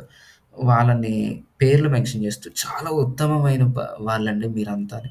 మీరు అలాగే కొనసాగండి. ఖచ్చితంగా చూచా తప్పకుండా దేవుని విషయాలను ముందుకు తీసుకువెళ్ళండి అని వాళ్ళకి ఎంకరేజ్‌మెంట్‌గా చూపిస్తూ ఇక్కడ చూడండి మనం బాగా గమనించాల్సిందేంటంటే 6వ వచనం 4, 6 don't worry about anything but in your prayers ask God for what you need always asking him with a thankful heart. మీరు దేవుడు త్వరగా రానై ఉన్నాడు కాబట్టి మీరు ఎక్కువగా కంగారు పడుతూ అనవసరమైన విషయాలను మైండ్‌లో పెట్టుకుంటూ ఇవన్నీ పక్కన పెట్టండి. దేవుణ్ణి ఏం కావాలంటే అది మీ ప్రార్థనలు అడగండి. కృతజ్ఞత హృదయముతో ఆయన్ని అడగండి అని చెప్తున్నాను. అండ్ అలాగే 7వ వచనం మాత్రం అందరూ గుర్తుపెట్టుకోవాల్సింది ఏంటంటే God's peace, which is far beyond human understanding, will keep your hearts and minds safe in union with Jesus Christ. ఇది ఎంత పవర్ఫుల్ వాక్యం అంటే ఇది అర్థమైన వాళ్ళకి ఎక్స్పీరియన్స్ చేసిన వాళ్ళకి మాత్రమే అర్థమవుతుంది. ఎవ్వరికి అర్థం కాదు. నేను మళ్ళీ చెప్తున్నాను. ఓన్లీ ఎక్స్పీరియన్స్ చేసిన వాళ్ళకి మాత్రమే అర్థమవుతుంది. చూడండి మనకి ఈ లోకంలో ఉన్న టెన్షన్స్ కానీ స్పిరిచువల్లీ డెఫిషియంట్ కానీ వీటన్నిటిలో ఏం చెప్తున్నానంటే దేవుడిచ్చు విశ్రాంతి, దేవుడిచ్చు పీస్, దేవుడిచ్చు సమాధానము ఎంత గొప్పదంటే మనుషులకు అర్థం కాదంట. అది ఫార్ బియాండ్ హ్యూమన్ అండర్స్టాండింగ్. అది ఏం చేస్తుందంటే మన హృదయాలని మన మనస్సును అపవిత్రమైన వాటి నుంచి లేదంటే సాతాను దుష్ట క్రియల నుంచి యేసయ్యలో భద్రపరిచి ఒక బార్డర్ డిఫెన్స్ గీస్తదంట. దీనికి ఇంకా అర్థం కావాలంటే చూడండి మనకు కొన్ని సార్లు సాతాను మనల్ని చాలా ఓడించడానికి ప్రయత్నిస్తది. అది మనకు ఫీల్ అవ్వగలుగుతాం. చాలా డెస్పరేట్‌గా ప్రయత్నిస్తూ ఉంటాడు వాడు. అట్ ద సేమ్ టైమ్ ఈ లోకంలో ఎన్నో కార్యములు, ఎన్నో దుష్టాంతమైన విషయాలు మనల్ని చాలా నలగొట్టాలని ప్రయత్నిస్తూ ఉంటాయి. కానీ దేవునితో మనం ప్రేయర్ చేసుకున్నప్పుడు, దేవునితో మాట్లాడుతున్నప్పుడు ఏదో తెలియని ఒక ప్రశాంతత మనలో కలుగుతుంది. మనకుండే పరిస్థితికి, ఆ ప్రశాంతతకి అసలు సంబంధమే ఉండదు. నిజంగా ఆయనలో ప్రార్థనలో ఉండి వాక్యం చదువుకుంటున్న వాళ్ళ గురించి మాట్లాడుతున్నాం. వాళ్ళకి మాత్రం అర్థమవుతదిది. ఆ ప్రశాంతత ఏంటంటే అది చాలా బియాండ్ హ్యూమన్ అండర్‌స్టాండింగ్. మనం వివరించలేం. ఇప్పుడు నేను వివరించలేనవి. వివరించలేం. కానీ అది మిమ్మల్ని కాపాడుతున్నది ఏమన్నా ఉన్నదంటే అది అదే. ఒక్క క్షణం ఆ పీస్‌ఫుల్‌నెస్ అనేది లేదనుకో మీ హృదయం ఏమైపోతదో తెలీదు. అందుకే దేవునిలో ఒకసారి మనం పాపం చేసేటప్పుడు మనం ఏం కోల్పోతాం తెలుసా? దేవుడిచ్చే ఆ శాంతిని కోల్పోతాం. అందుకే మనకు హృదయం ఏది పడితే అది ఆలోచిస్తది. చనిపోవాలనిపిస్తది. ఏడుపొచ్చేస్తా ఉంటది. లేదంటే ఇంకా నా నా నేను తట్టుకోలేను బాబోయ్! అని అనిపిస్తది. ఎప్పుడంటే దేవునితో మన సంబంధం కట్ అయిపోయినప్పుడు మాత్రం అనిపిస్తది. ఈ యవనస్తులు చాలా గుర్తుపెట్టుకోండి. ఇవి రాసుకోండి. నేను తర్వాత మీకు వెర్సెస్ పంపుతాను. చాలా ఇంపార్టెంట్ అండ్ చాలా ధైర్యంతో నింపే వచనాలు ఇవన్నీ. అండ్ అలాగే దాని కంటిన్యూయస్‌గా 8లో ఏం చెప్తారంటే 8వ వచనంలో ఏదైతే సత్యమో, ఏవైతే ఉన్నతమైనవో, ఏవైతే సరైనవో, ఏదైతే పవిత్రమైనయో, ప్రేమతో ఉన్నదో అండ్ అలాగే హానరబుల్‌గా ఉన్నావో వీటి మంచి విషయములతో మీ మైండ్‌ని పెట్టుకోండి. మిగతా చెత్తంతా తీసేయండి. వీటిని మైండ్‌లో పెట్టుకొని మీరు ఆచరించండి అని చెప్తారు. మనం చూడండి మనం ఇన్‌స్టాగ్రామ్ రీల్స్ ఎక్కువ చూస్తే మనకి ఇన్‌స్టాగ్రామ్ రీల్సే మైండ్‌లోకొస్తాయి. మనం ఎక్కువ దేవుని వాక్యం చదువుకుంటా వెళ్తే మనకు అనవసరమైనప్పుడు కూడా దేవుని వాక్యములే వస్తాయి నోటికి. సో, ఇక్కడ పౌలు గారు ఏం చెప్తున్నారంటే, మీరు ఏది నింపుకుంటే అదే అవుతారు. చూడండి ఎక్కువ జంక్ ఫుడ్ తిన్నవాడు ఎక్కువ అనారోగ్య పాలే అవుతాడు. ఎక్కువ కూరగాయలు తిన్న మన తల్లిదండ్రులు మనకన్నా ఎక్కువ స్ట్రాంగ్‌గా ఉంటారు. ఆ వయసుకొచ్చినప్పుడు మనం ఏమైపోతామో కూడా తెలీదు. What you give the input, output కూడా అదే వచ్చిద్ది. ఇక్కడ ఏం చెప్తున్నానంటే, ఏదైతే సత్యం అవుతాయో, ఏదైతే మంచివో వాటి ద్వారా మీరు ఫీడ్ అవ్వండి. సో దట్ అనవసరమైన విషయాలన్నీ పక్కన పెట్టండి అని చెప్తున్నాడు. సో, ఇది ప్రాక్టీస్ చేయాల్సినవి. ప్రాక్టీసింగ్ క్రిస్టియన్‌కి సంబంధించిన థియాలజీ ఇది. ప్రాక్టీసింగ్‌కి సంబంధించిన విషయం. Just it's not about theoretical. మనం చెత్తతో ఫీడ్ అవ్వకుండా మంచితో ఫీడ్ అవ్వమని ఇక్కడ పౌలు గారు చెప్తున్నారు. ఇంకో విషయం చెప్పనా?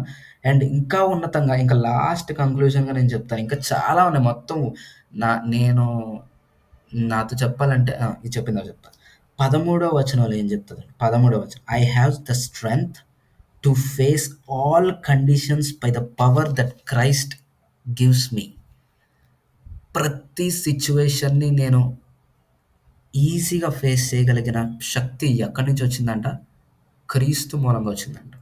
తను చెరసాల్లో ఉన్నప్పటికి రాళ్ళతో కొట్టారు తెలుసా? చచ్చిపోయాడేమో పౌలని చెప్పి రోడ్డు మీద వదిలేసి వెళ్ళిపోయారు దుండగులు.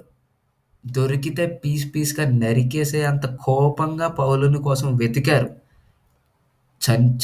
చంపేద్దామని పన్నాగాలు కట్టుకొని గేటు దగ్గర కాపలాగాస్తే గోడను దూకి మరీ పారిపోయారు పౌలు గారు.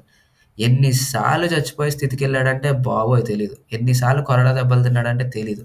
ఎన్నిసార్లు పట్టుబడ్డాడు, ఎన్నిసార్లు చాలాసార్లు పడ్డాడంటే మనం లెక్క పెట్టలే. అన్ని స్థితిలో కూడా ఏం చెప్తున్నాడంటే అన్ని కండిషన్స్ని నేను ఫేస్ చేయడానికి స్ట్రెంగ్త్ యేసయ్య ఇచ్చారు. నిజానికి ఆ స్థితిలో మనం ఉంటే నీ కోసం నేను ఇంత పాటు పెడితే నాకేం వచ్చింది పాటు, నాకేమీ రాలేదు అనుకుంటారు. కానీ ఇక్కడ ఈయన నెగిటివ్ని కూడా ఎంత పాజిటివ్గా మారుస్తున్నారు. మనం ఎంత పాజిటివ్ని కూడా నెగిటివ్గా చూస్తాం, కానీ ఇక్కడ ఈయన అన్ని నెగిటివ్ని పాజిటివ్గా మారుస్తున్నారు. సో నేను చెప్తున్నాను, స్టార్టింగ్లోనే చెప్పాను, బయటికి కనిపించే బాధలు కాకుండా ఒక స్పిరిచువల్లీ బాధ కలిగి దేవుని పట్ల ఆశ కలిగిన వాళ్ళకి మాత్రమే ఫిలిప్పీలకు రాసిన పత్రిక హార్ట్‌కి టచ్ అవుతది. ఎందుకంటే నేను చాలా నేను ఎప్పుడు ప్రయత్నించేటప్పుడు అంటే ఇంకా స్టార్ట్ చేస్తున్నప్పుడు దేవుని గురించి ఇంకా ఎక్కువ తెలుసుకోవాలి అని కొన్ని నెలల క్రితం ప్రయత్నించినప్పుడు మొట్టమొదటి నేను ఎలా స్టార్ట్ చేశానంటే తిమోతికి రాసిన పత్రికలు 2 ద్వారా నేను దేవుని యందు ఇంట్రెస్ట్ కలిగింది. దాని తర్వాత నన్ను బాగా బలంగా నిలబెట్టింది ఫిలిప్పీలకు రాసిన పత్రిక. నేనెప్పుడు ఈ విధంగా కొన్ని విషయాలను ఇంకా దేవుని విషయంలో గుర్తుపెట్టుకొని మాట్లాడుతున్నానంటే ఇప్పటికి నేను 10 సార్లు చదువుంటాను నేను ఈ విషయాన్ని. ఎప్పుడు చదివినా కొత్తగా అనిపిస్తది. ఫిలిప్పీలకు రాసిన పత్రిక చాలా స్పిరిచువల్లీ మిమ్మల్ని స్ట్రెంథెన్ చేస్తది. మీరు చదవండి. ఫస్ట్ తిమోతి, సెకండ్ తిమోతి తర్వాత నాకు బాగా ఎక్కువ ఆదరణ ఇచ్చింది, సపోర్ట్ చేసి బలపరిచింది ఫిలిప్పీలకు రాసిన తర్వాత. అండ్ థియలాజికల్‌గా నన్ను పర్ఫెక్ట్ చేసింది హెబ్రీయులకు రాసిన పత్రిక.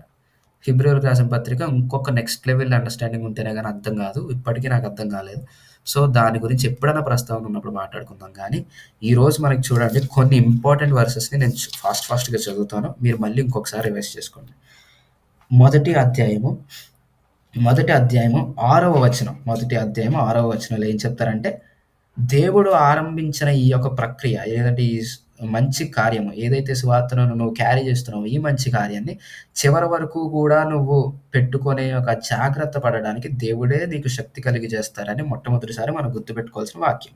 అండ్ అలాగే 9వ వచనంలోకి వచ్చినప్పటికీ నిజమైన నాలెడ్జ్ అండ్ అలాంగ్ విత్ ఆ నాలెడ్జ్‌ని నువ్వు ఏ జడ్జ్‌మెంట్ ఐదర్ మంచికి వాడుతున్నావా, చెడ్డకు వాడుతున్నావా అని చెప్పి true knowledge together with the true judgement ఈ 2 కలిపితేనే నువ్వు నిందారహితంగా ఉంటావు. నింద లేని వాడిగా ఉంటావు యేసయ్య పట్ల. అప్పుడే నీకు వాక్యము తెలియాలి. వాక్యాన్ని ఎలా వాడాలో కూడా తెలియాలి నీ జీవితంలో. అప్పుడే నువ్వు ముందుకి కొనసాగలవు. ఆత్మలో ముందుకు వెళ్ళగలవు. ఇంకా ముందుకు వెళ్తే as long as Christ is preached in every way possible I am happy. దేవుడు మాట జరుగుతుంది, దేవుడు ప్రకటింపబడుతున్నాడు అంటే నేను ఎంతమంది దగ్గర తిట్లు తినడానికైనా, చెడు ఒపీనియన్‌కి రావడానికైనా నేను రెడీ అని పౌలు గారు సవాల్ చేశారు. అందుకే నేను కూడా కొంతమంది నన్ను బాగా తిట్టుకుంటారు. ఎప్పుడు రవికాంత్ దొబ్బేస్తాడురా బాబు, అది చెయ్యి, ఇది చెయ్యి అంటాడు, మీట్స్ అంటాడు, బైబిల్ స్టడీ అంటాడు, చంపేస్తున్నాడు రా బాబు అని చెప్పి అనుకున్న వాళ్ళు కూడా ఉన్నారు. So, and at the same time నేను చెప్పింది చాలా కఠినంగా అర్థమయ్యే వాళ్ళు కూడా ఉన్నారు. So, as long as Christ is preached guys నేను అలాగే ఉంటాను. బాధపడుతూ ఉండండి నా కోసం, సారీ. అండ్ ఇంకా ముందుగా వచ్చినట్టయితే నేను ఎప్పుడు కూడా నా డ్యూటీ అంటే నా క్రైస్తవ డ్యూటీలో నేను ఎప్పుడు ఫెయిల్ అవ్వకుండా ఉండాలి అన్నదే నా ఒక ఆశ అని చెప్పి 20వ వచనంలో అంటారు.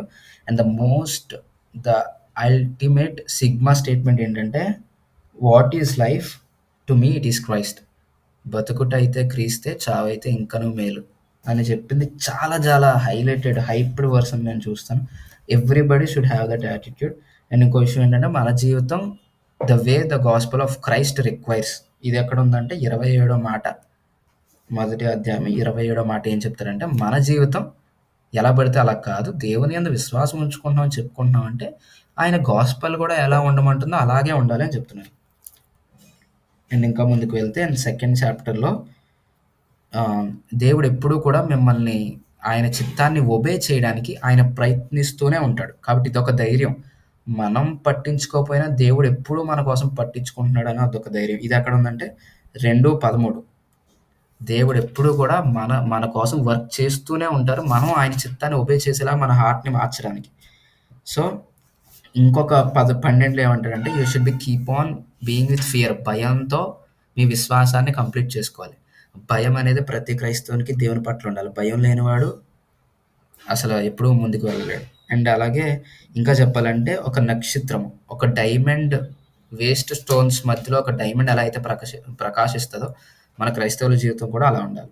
ఇది చూస్తే ఇక్కడ 2 అయిపోయింది. ఇంకా మూడో వచనంలో మనం గుర్తుపెట్టుకున్నది అండ్ ఒకటే నేను హైలైట్ చేయాలనుకుంటున్నాను ఇక్కడ ఏంటంటే ఒకటి విశ్వాసము అనేది అదే నీతి అనేది విశ్వాసం ద్వారా కలుగుతుంది.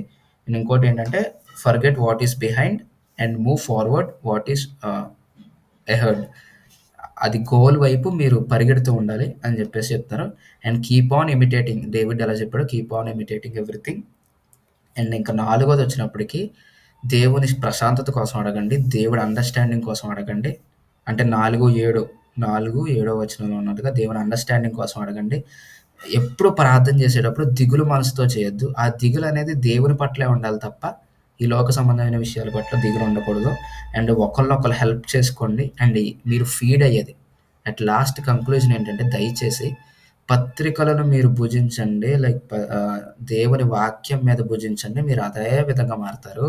సినిమాలు గానీ, లేదంటే ఇతర విషయాలు గానీ, యూట్యూబ్‌లో అనవసరమైన విషయాలు గానీ, మీరు ఫీడ్ చేసుకుంటే, ఆ ఫీడ్ అయిందే మీ మనసులో ఉంటది. కఠినమైనప్పటికిని కూడా 8వ వచనం చెప్తున్నట్టుగా ఏదైతే నోబెల్‌గా ఉంటాయో వాటి మీద మాత్రమే ఫీడ్ అవ్వండి. అండ్ చాలామందికి నేను చెప్తూ వచ్చాను. ఏంటంటే 11 దాటిన తర్వాత దయచేసి దేవునిలో మాత్రమే గడపండి కానీ, ఇతర విషయాల్లో గడపొద్దు అని చెప్పి ఒక్కొక్కరిని నేను స్ట్రెంథెన్ చేస్తూ వస్తున్నాను. ఎందుకంటే, మీరు దేవునికి సమయం ఇచ్చి, ఆ సమయం ఓన్లీ దేవునితో మాత్రమే గడిపినప్పుడు మీరు అనవసరమైనయన్నీ పక్కకెళ్ళిపోతాయనమాట. సో, ప్రాక్టీసింగ్ క్రిస్టియన్‌గా మనం మారాలి కాబట్టి, ఈ విషయాలన్నీ కూడా జ్ఞాపకం ఉంచుకోండి. చాలా లేట్ చేసేసాను సారీ. అండ్ కంక్లూజన్‌గా నేను చెప్పాలనుకుంటుంది ఏంటంటే, నిజానికి బైబిల్ స్టడీ అనేది ఒక్కొక్క పత్రిక మీద మనం పద్ధతిగా చేద్దాం. పెద్దవి ఒక 2, 3 డేస్ పెట్టుకుందాం. చిన్నవి 1 డేలో అవ్వగొడదాం. Most important and first thing ఏంటంటే మీరు చదువుకొని రావాలి. ఇక్కడ నేను ప్రతీదీ చదివించి, ప్రతీదీ వివరించి చెప్పేది కాదు. ఎందుకంటే మీరు గమనిస్తే సెకండ్ హాఫ్ మాత్రమే మీకు బాగా అర్థమై ఉంటది. ఫస్ట్ అరగంట చాలా కన్‌ఫ్యూజింగ్‌గా ఉండుంటది. సో, ఎందుకంటే మీకు మొత్తం పిక్చర్ ఉంటే, నేను ఫస్ట్ నుంచి చెప్పేది ఒక క్లారిటీ వస్తది. సెకండ్ నుంచి డేవిడ్ ముందుగా చెప్పేసాడు కాబట్టి నేను స్కిప్ చేసుకుంటూ వచ్చేసాను. So, guys please I request everyone చదువుకొని రండి. ఒక 5 సార్లు లేదంటే మీకొక 4 డేస్ ముందే చెప్తాం. నెక్స్ట్ ఏ పత్రికో. సో, ఒక 4 డేస్ ముందే చెప్తాం కాబట్టి అట్‌లీస్ట్ డేకి ఒకసారి చదువుకున్న 4 టైమ్స్ చదువుకోవచ్చు. సో, ఆ విధంగా మీరు చదువుకొని వస్తే ఇక్కడ మనకు చాలా ఈజీ అయిపోద్ది. అండ్ మీరు కూడా మాట్లాడొచ్చు. సో, ఇది నేను ఒక ఇద్దరు ముగ్గురిని వాళ్ళ వ్యూస్‌ని షేర్ చేసుకునే అవకాశంలో పెడదాం అనుకున్నాను. కానీ సారీ గైస్ సమయం లేకుండా మొత్తం నేనే తీసుకున్నాను. ఇకపై ఈ బైబిల్ స్టడీ అయిపోయిన తర్వాత దీన్ని మళ్ళీ మీరు కూర్చొని ఒబీడియంట్‌గా చదవండి. చాలా మంచిగా అర్థమవుతది. I promise. And if anyone has to say about something ah, క యాడ్ చేయాలనుకుంటే యాడ్ చేయండి. Or else we will close this with the closing prayer.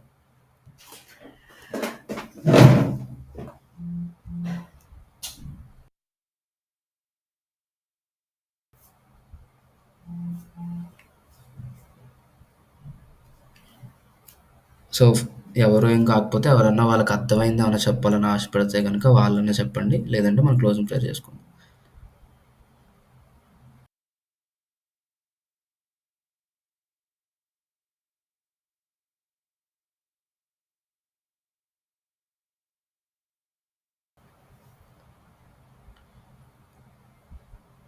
So, no one ఎవరు ఏం చెప్పనివ్వద్దంటారు. లేట్ అవుతుంది కాబట్టి Tejashri will you lead us in the closing prayer?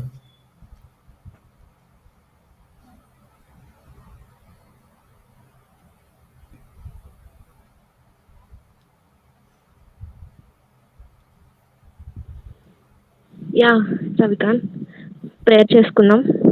పరిశుద్ధుడా మహోన్నతుడ తండ్రి అయినా ఈ రాత్రి సమయంలో ప్రభావ తండ్రి మమ్మల్ని అందరినీ ఏకంగా కూర్చి ప్రభావ ఇలా తండ్రి ప్రభావ ఒక ఫిలిప్పీలు పత్రిక రాసిన దానికోసం మేము ధ్యానించుకున్నాం ప్రభా తండ్రి. చాలా విషయాలు తండ్రి మేము ధ్యానించుకున్నాం ప్రభా. ఎన్నో తెలియని విషయాలను తండ్రి మాకు ఈ రోజు తెలియజేసావు ప్రభా తండ్రి. నిజాలను మాకు తెలియజేసావు ప్రభా తండ్రి యేసయ్య. నాయన మా జీవితాలని ఇంకా ఎలా ఏంటో మేము తెలుసుకొని ప్రభా రీతిగా మా జీవితాలు మేము జీవించుకోవాలని మేము కోరుకుంటున్నాం ప్రభా. ఇలాగే